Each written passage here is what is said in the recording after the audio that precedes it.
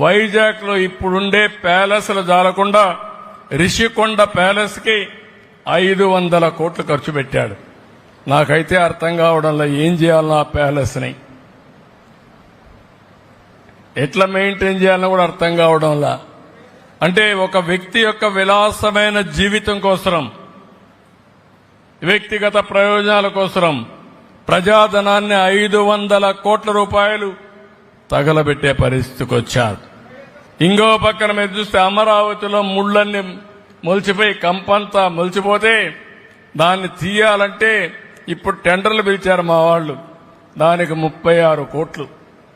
ఉండే బిల్డింగ్లన్నీ పోయినాయి. ఆ బిల్డింగ్లన్నీ కూడా మీరు చూస్తే నీళ్లలో ఉండిపోయి మొత్తం తుప్పుపట్టే పరిస్థితికి వచ్చింది. దాన్ని ఏం చేయాలో తెలియని పరిస్థితి. ఎక్కడికక్కడ పంచాయతీ ఆఫీసులకి, టిట్కో ఇళ్లకి ఏది కనపడిస్తే అది రంగులేసి దగ్గర 2000 నుంచి 3000 కోట్ల రూపాయల ప్రజాధనాన్ని దుర్వినియోగం చేసే పరిస్థితికి వచ్చారు.